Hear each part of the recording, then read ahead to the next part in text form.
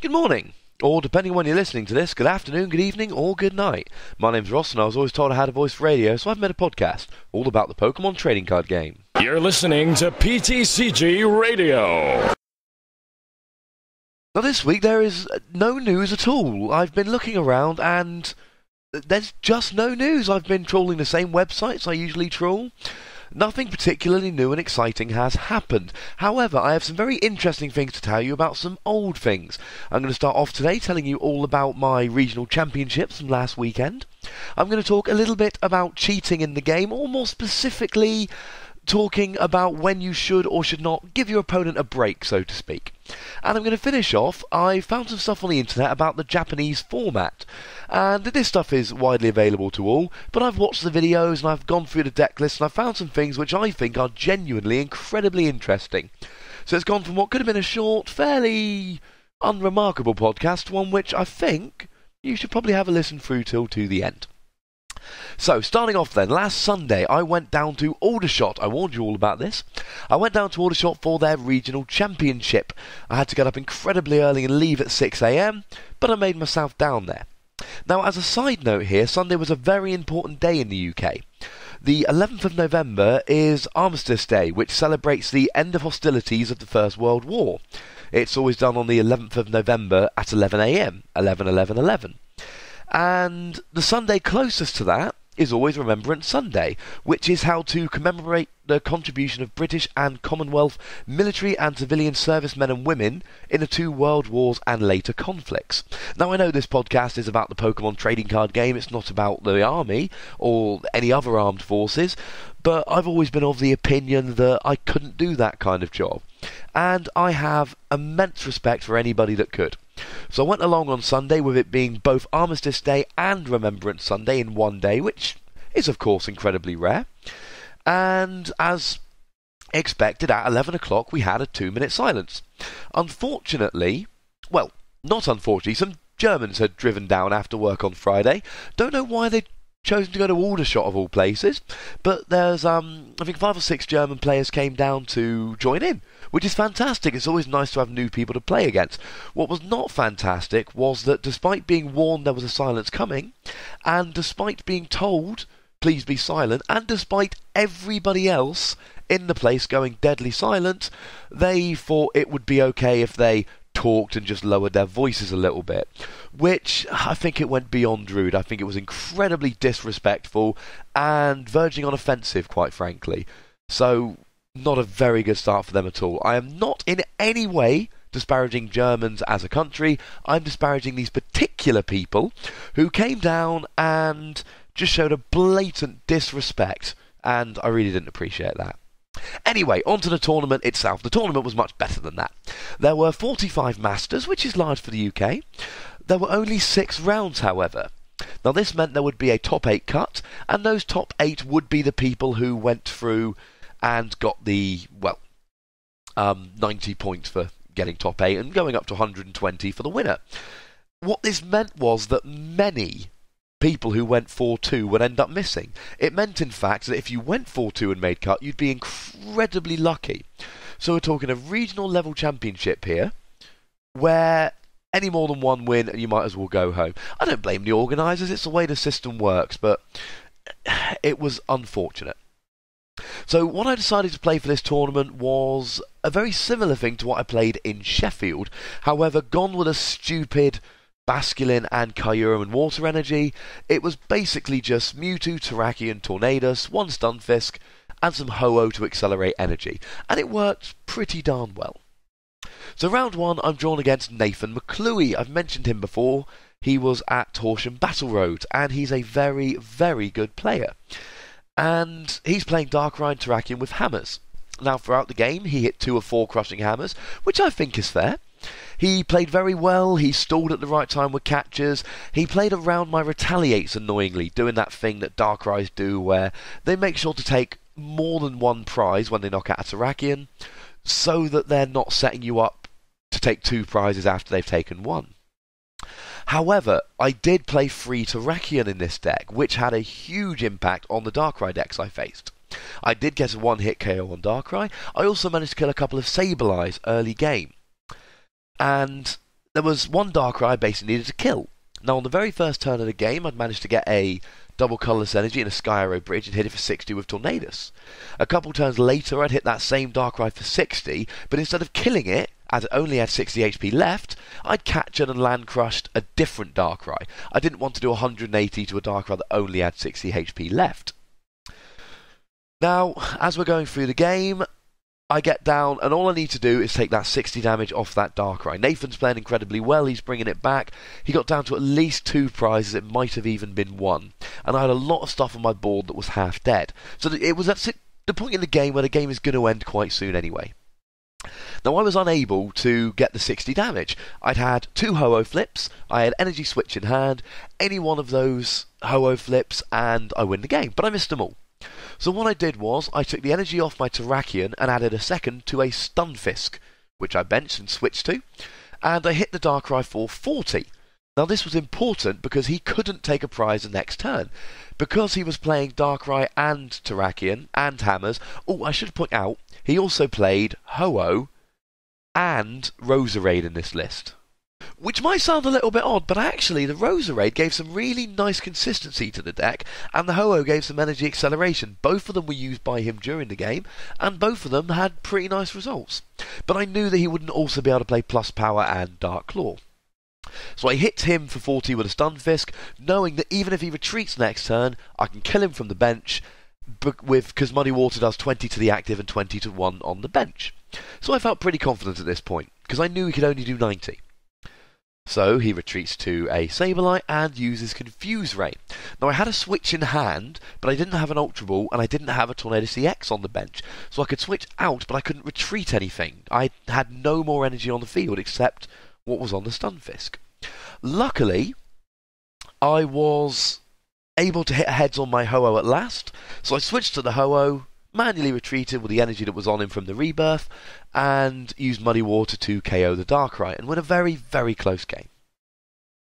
Round 2, I'm drawn against a chap called Mish. Now, I've never met Mish before, but he was a lovely chap. We had a really enjoyable game, a really good-natured game. And as often happens with Darkrai Hydreigon, I took 2 early prizes off Dinos, by which point he had 2 Darkrai's and a Mewtwo benched, and I only had 2 prizes left. So rather than try and stop him getting the Hydreigon and risk being ended down to 1 prize, I ignored them. I did have an opportunity a turn or 2 later to KO a Sableye. Again, I chose not to attack rather than to kill the Sableye, because I knew that I was going to win the game by KOing an EX, so there's no point KOing something else and just risking yourself being put into a worse N. And at this point, expecting the N, I started dumping stuff as quickly as I could to try and make myself as N-proof as I could. Now, needless to say, at this point, he does drop an N to N me to 2, and he drops a Shaman. Now, Shaman EX. Shaman EX doesn't worry me at all because I play Ho-Oh. 1 Ho-Oh with free energy, and only 2 of them need to actually be different. I can have 2 fighting and something else. And I'm 1 hitting that Shaman, which also gets me my last 2 prizes. I've only used 2 catchers, so I know I'm in pretty good shape here. And I proceed to not draw a catcher for a supporter for 7 turns in a row.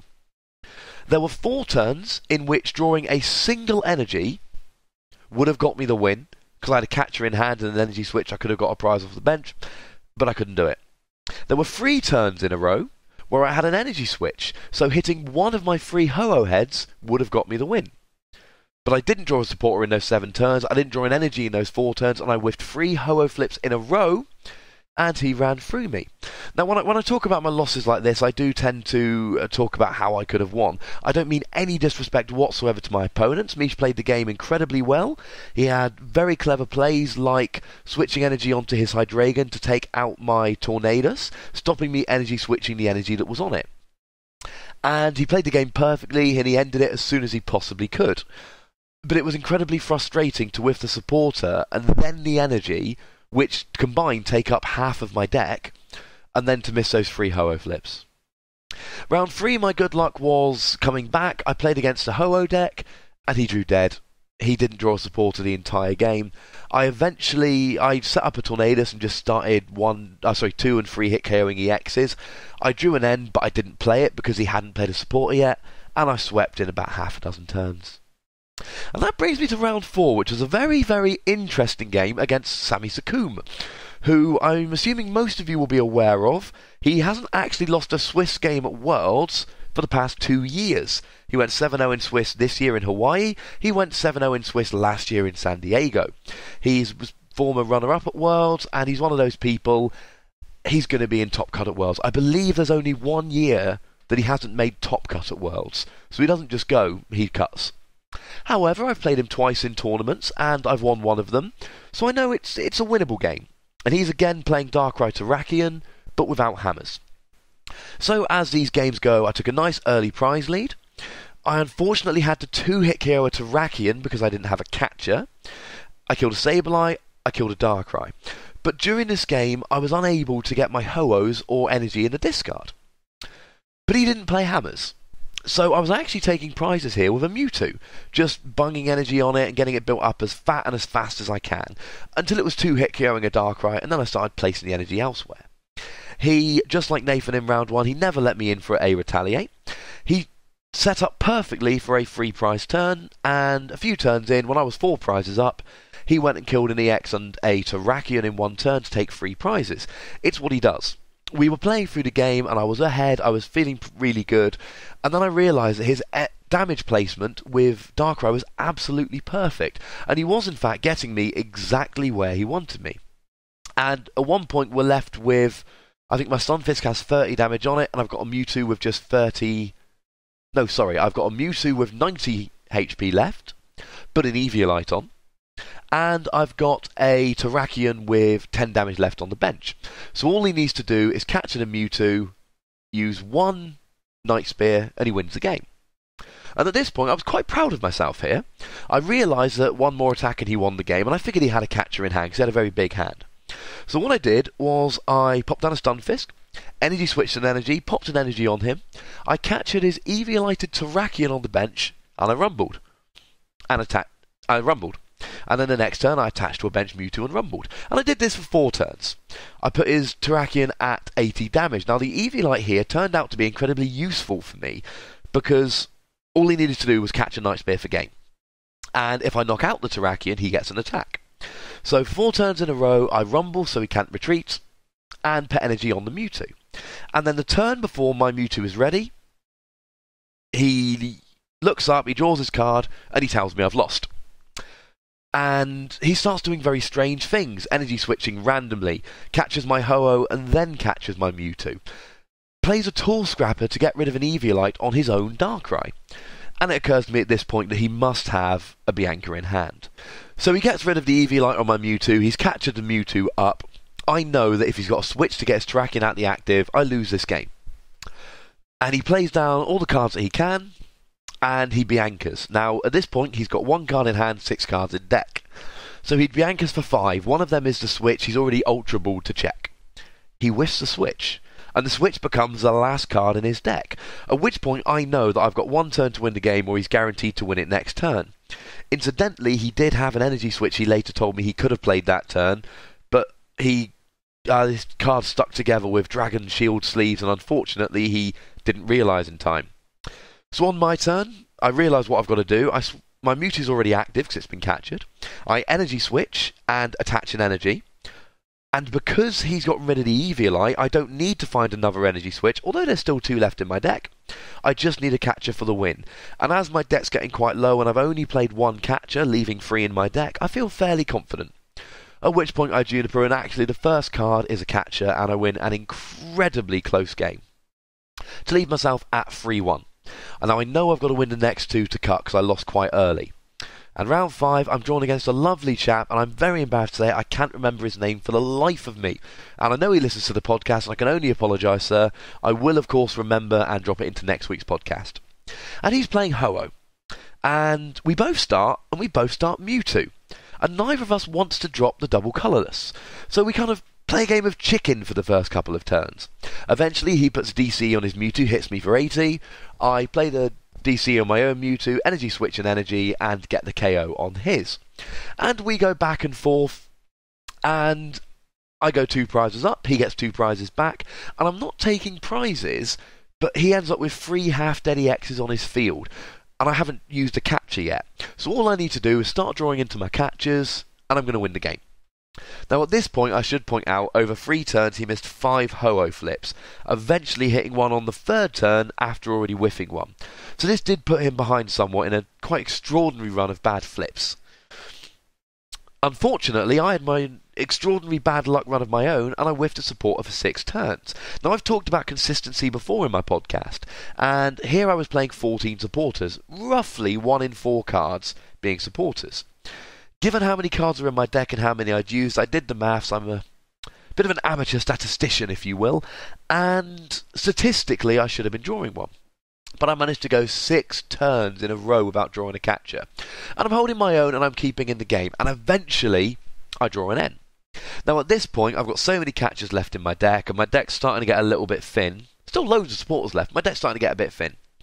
So I know that if I can hit 1 energy off this N, I can KO an EX this turn. And as long as I've got a catcher next turn, I can grab it, KO another EX, and he can't win the game before I do that. Unfortunately, I play the N for 4 and I whiff an energy. So there's nothing I can do. The next turn he takes a KO, I take a KO. Unfortunately though, I'm relying on him not having a catcher, because by missing the energy, he becomes ahead in the prize race. And as much as I sit there and wish he doesn't have a catcher, clearly he does, and he catches and takes a very hard fought win. Now when I end myself to 4, he had 3 prizes left, and when I end him he drew energy, catcher, juniper, which is pretty much as the most you can possibly hope for. Now he did actually go on to make top 4, so clearly a fantastic player who played incredibly well. But again, I was a little bit upset at this point because I'd only lost 2 games of the 6, and I'd whiffed cut because of it. And both of my games, I was in winning positions where I could have won the game, and my deck just gave me no supporters despite the stats being on my side. But what can you do? We have tournaments like this. I've got unlucky in some battle roads, so hopefully I'll get lucky in future. So that brings me to round 6, which I know at this point is essentially useless, and I've got a gig to get to, so I want it to be quick. So we set up, and my opponent flips over a lone Tribbush. I play an Ultra Ball, which I top deck for a Mewtwo, switch my lone Terrakion into a Mewtwo, and I Juniper, hitting the DCE to get a turn 1 win. It's not particularly pleasant, but I was in a bit of a hurry, so I took it. Incidentally, I've been moaning a bit recently about my horrendous luck of going second, and I don't think I've gone first in more than once in a tournament, I think since my very first Battle Road, back in Sutton Coldfield this year. This time I went first in all 6 games. I didn't go second once, but then that luck was paid back with my supporter droughts. So I ended up 4-2. I've yet to actually find out exactly where I finished. I know it was somewhere in top 16, but I also know it wasn't top 8. It's unfortunate I didn't get any points from this, but it's heartening. I played well, I put myself in winning positions. Even when I was having the supporter droughts, I was playing well, I was readjusting my play, I was giving myself every opportunity to win, so that if I did draw something, I could pull out that win. Although it didn't work, I was happy with the way my deck worked other than that, and I was quite happy with the tournament as a whole. So what I want to mention briefly here is stuff about cheating, or maybe to be more precise, rules lawyering. Now, I have a very clear policy on this. I don't let people take stuff back. I insist that people play by the rules. But to go along with this, I insist that I play by the rules. My very first Nationals I went to, I was playing against a Curse Guard deck. It was a Gengar, which you'd put an Expert Bout on it, which did 20 more damage and gave it 20 more HP, but it meant it gave up 2 prizes like an EX. And this Gengar would do 60 damage, 80 with an Expert Bout, and then you could switch it back to the bench, but you didn't have to. At Nationals in 2010, I'm playing against a Curse Guard. He does 80 damage, and his Gengar at this point is almost dead. I draw my card, play a couple of cards, at which point he tells me he's forgotten to Shadow Skip and moves it back, and I let him, rather than taking the 2 prizes and winning the game. I lost that game because of that, and there's been other situations where this has happened. And now that I like to try and, I try and do my best at tournaments. I'm trying to get into Worlds this year, although not hugely confident, but hopeful. And I played a game to the letter of the law. And I ask other people to do the same. Whether you agree with that or not, that's just the way I do it. Now, there was a player who, at Aldershot Regionals, he was playing against one of the German players with Terrakion, and the German player announced Retaliate when he should have announced Land Crush and won the game. the player in question allowed the German player to do Land Crush, despite the fact that would lose him the game. And I spoke to him after he did this, and he told me that he likes to have good karma when he starts a season. And he told me that his rule is little mistakes like that, where it clearly should have been a Land Crush, he allows his opponent to do what they were going to do. He said, it's a fantastic point, he said that the worst thing is the hypocrites, the people who will let you take something back if it doesn't really affect the game or if they're going to win anyway. He says he likes to let people do this kind of stuff because he wants to play real games. I'm afraid I'm the opposite. I like people to play, and if they make a mistake, I hold them to it. Now, the reason this is relevant is because my round 6 opponent did attempt to bench a second Pokemon before I donked him. Unfortunately, when he went to bench that second Pokemon, he already knew the result of the coin flip. I flipped the coin, he called, it came up the other way, and when he saw that he was going second, he benched a second Trubbish. Now, I don't know that he was cheating. I'm not accusing him of cheating. It could have been an oversight. It could have been forgetfulness. Maybe he meant to bench it, but he hadn't. Either way, that Pokemon wasn't benched when the coin flip happened. Now, something similar happened to me in one of my games. I was trying to decide whether to put down a bench Pokemon or not. My opponent went to flip the coin, and I stopped them. And the reason I stopped them was, quite simply, I didn't want to be in a position where I wished I'd benched that second Pokemon. Now, my round 6 opponent was not happy. He didn't sign the match slip at the end of the game. He didn't offer a handshake. He just got up and walked away from the table. And for that reason, I shan't name him. He did seem like a lovely chap. I'd spoken to him earlier. He seemed like a good guy. He was understandably not happy about what happened. And I can completely understand why he wouldn't be happy with me. In his position, I wouldn't be happy with me either.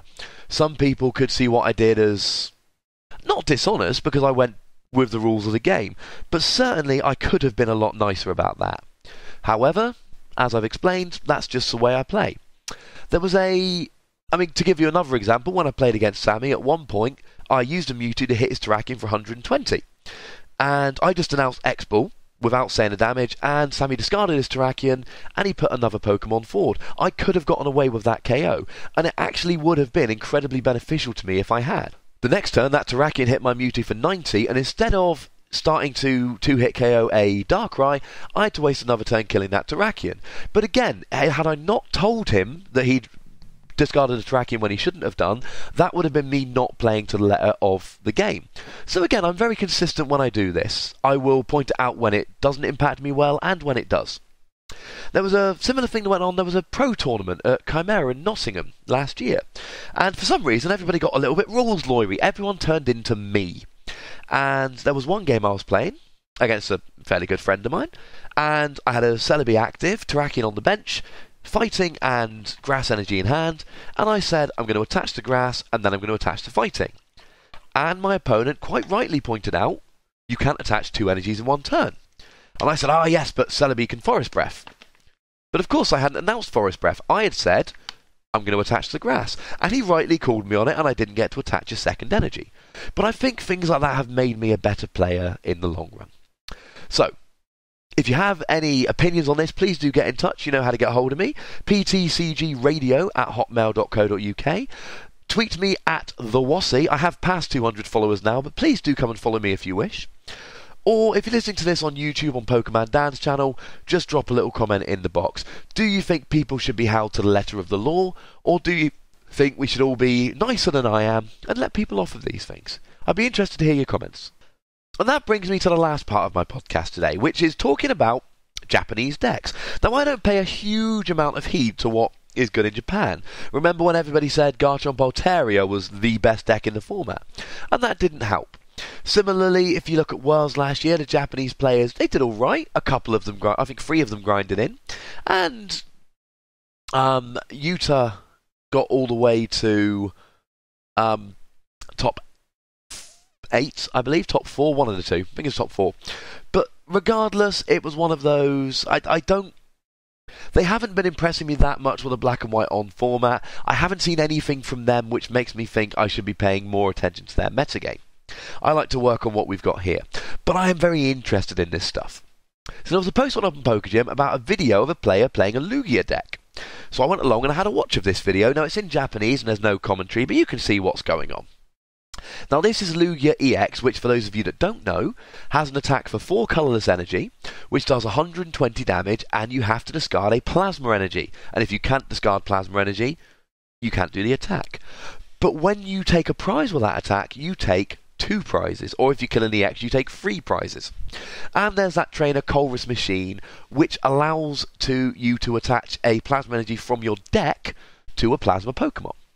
Now I saw this Lugia video, and all I saw from the Lugia player, it was quite a quick win for them, all I saw from the Lugia player was 2 Lugia EXs. And they went off like a rocket, and they won the game very, very fast. And there were some interesting things here. He used Recycle. Now, Plasma Energy, you can only run 4 in your deck, it's a special energy, and you need to discard it to do the attack with Lugia. So Recycle, that's the card which is a trainer. On a coin flip, if you hit a heads, take a card from your discard pile and put it on top of your deck. And it means you can have more than 4 Plasma Energy. The A-Spec Trainer card he chose to play was Scramble Switch, which is that Switch and Shaman Celebration Wind in one. You get to switch one of your bench where you're active and move all the energy from your old active onto your new active. And it was very, very useful. And again, you could use that Recycle to get back that A-Spec Trainer in the same way that a Sableye can get back your A-Spec Trainer. And it seemed incredibly fast. It only took him a few turns to win. And this led people to say about how great Lugia is. But there's some things I want to point out about this. Firstly, he was playing against an Empoleon Excelgor deck. There was only one turn where he had to kill anything that had more than 120 HP, and he managed to drop 2+ powers and kill an Empoleon. But he was knocking out basics. And if you're playing a deck which has energy acceleration, and that you can knock out stuff very easily and get 2 prizes for each KO, then yeah, you're going to win very easily. The Empoleon Excelgor player also didn't play any kind of enhanced hammer or anything like that, which gave the Lugia player an even better time as well. So a very interesting deck, but don't be fooled by that video. Lugia is good, but it's not this all-conquering card people are making it out. And one of the reasons I know that is because Japan has been having its battle carnivals. These are the really big tournaments in Japan. And the winners have been announced. The deck lists have gone up for one of these. And none of the winners were playing Lugia. Now, there's a Junior League and an Open League, but the Junior League was for younger people, so I'm going to ignore that for the time being. The Open League, in 4th place, Blastoise, Caldeo EX, and Black Kyurem EX, which I believe is the second Black Kyurem EX. The one we haven't got yet. In 3rd place was Darkrai, Landorus EX, Regular Terrakion, Mewtwo EX, and Sableye. So, kind of like a Darkrai and other big basics deck. In 2nd, we had Tornadus, Mewtwo, Landorus EX. And in 1st, Darkrai, Sableye, Keldeo. Which might seem a little bit strange, but I'll explain in a minute. So you see there, Lugia not mentioned there. Now, one thing, before I have a quick look at the deck list here, one thing I've got to point out is that these Battle Carnivals are done in a weird format. What happens is, you play, if you win, you carry on, if you lose, you go back to the start. And the people that make the top 8 are the people with the longest winning streaks. And for that reason, it pays to play fast decks. You don't want to play anything that's a set-up deck or a slow deck, because you want to be winning 3, 4, 5 games in a row. I believe the most of this Battle Carnival was 6. You want to be winning 6 games in a row. You're not going to do that with a slow deck. And if you lose or get donked, you're right back to the beginning. So, the deck list for the 2 winners, by which I mean 1st and 2nd, have gone up on the internet, and they are very, very interesting. So starting with a 2nd place Landorus, Mewtwo, Tornadus, Bufalon deck, there are some things to note here. The first one of these is that it played a support account which we might not be expecting. 4N, 4 Juniper, standard, 2 Colress, that's a supporter we haven't got yet. Shuffle your hand, draw as many bench Pokemon, draw cards equal to the total number of bench Pokemon. But it plays 4 Cherin and 1 Skylar, which goes against what a lot of people are saying about dropping Cherin and bringing Skylar back in. The other 2 things which are quite interesting. Firstly, it plays the Scramble Switch A-Spec, rather than either Computer Search, or the other one they've got in Japan at the moment which is good, which is Dowsing Machine, which is Junk Arm. So, no dowsing machine, no computer search, he's playing Scramble Switch, which does make sense when you consider that he's playing a big basics deck with no energy acceleration. Couple of experience share, but no energy acceleration. He's also playing a single Enhanced Hammer, and you've got to imagine that that Enhanced Hammer is because you don't want to run into these Lugia decks very much. So maybe Enhanced Hammer is getting popular because of Lugia. He's also playing a couple of Max Potion, which work very well with Scramble Switch. The other thing which I find incredibly interesting about this deck is it plays 2 Verbank City Gym and 4 Poison Hypnotic Beam. Now, for those of you that don't know, Poison Hypnotic Beam is a Plasma trainer card that we haven't got yet. And what that does is it's a trainer card that automatically poisons the opponent's active Pokemon. Not only that, but on a coin flip, it puts them asleep as well. Verbank City Gym is a stadium card that places 2 more damage counters on any poisoned Pokemon between turns. So, think of it like a plus power that does 30 damage and might put them to sleep. And if they stay asleep and don't have a switch, then it actually does 60 damage. It's quite incredible, and it seems to be becoming a staple. 4 of them in the deck with 2 Verbank City Gym. It's clearly a big part of the equation here. Now, the winning deck was a Darkrai, Sableye, Keldeo deck. Now, Darkrai and Sableye, 4 of each, that's quite standard. He is playing the Computer Search A-Spec. He is, I believe, not actually playing any Enhanced Hammer. But again, we've got a strange supporter lineup. 4N, 4 Juniper, standard, but 4 Bianca and a random receiver. And no Skylar or Colrus at all.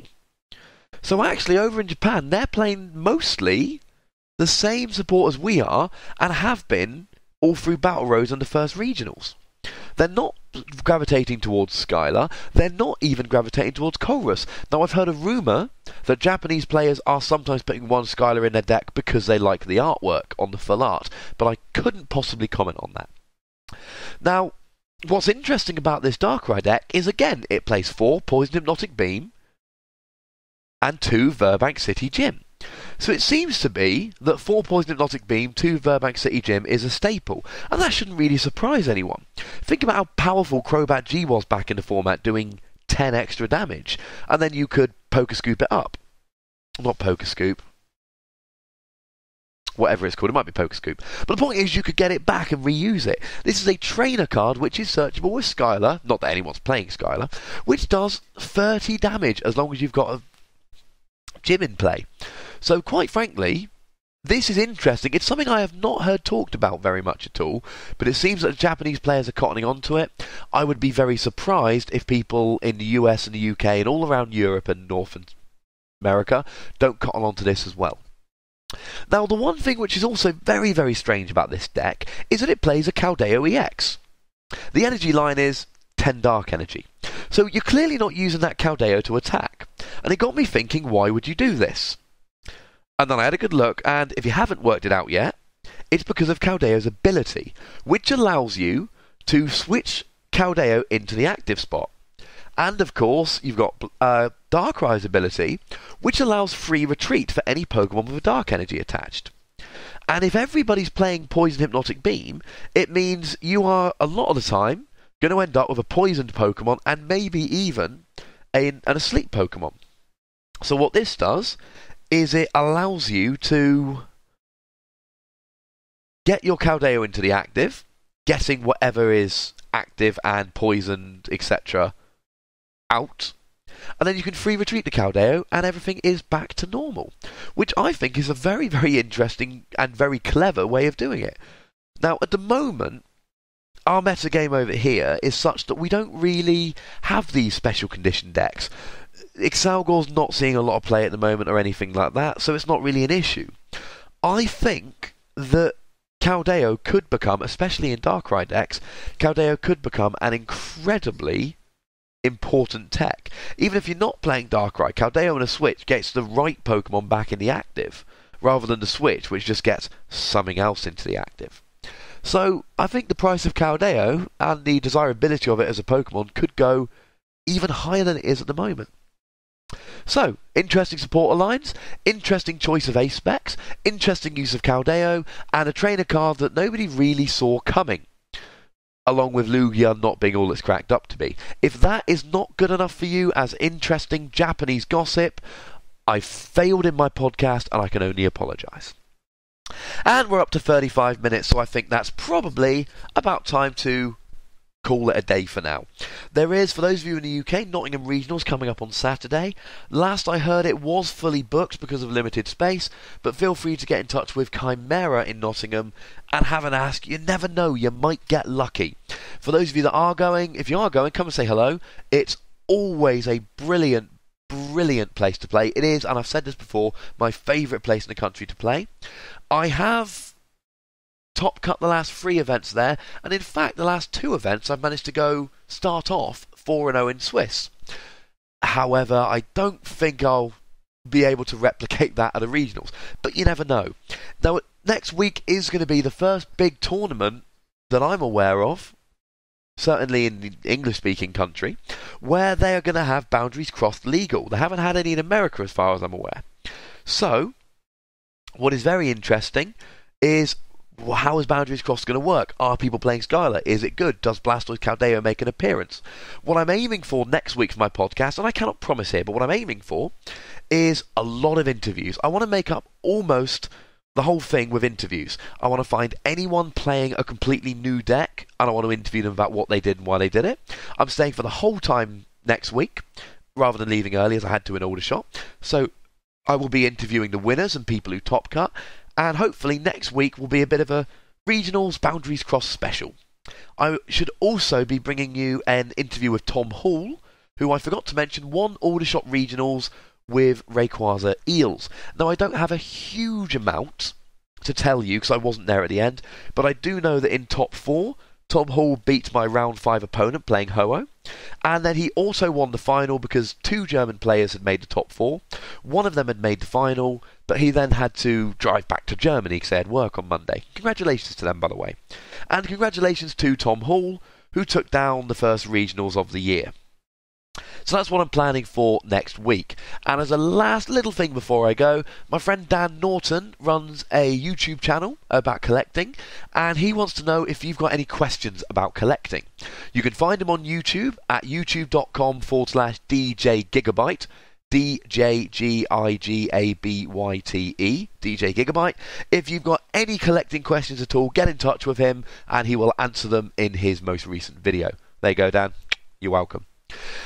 And that's pretty much all from me this week. Thank you as always for listening. Find me on Twitter at TheWassy, by email at ptcgradio@hotmail.co.uk, or if you're listening on Pokemon Dan's YouTube channel, just pop a comment in the box. And if you haven't already, go and read all about my Battle Roads report on 6prizes.com.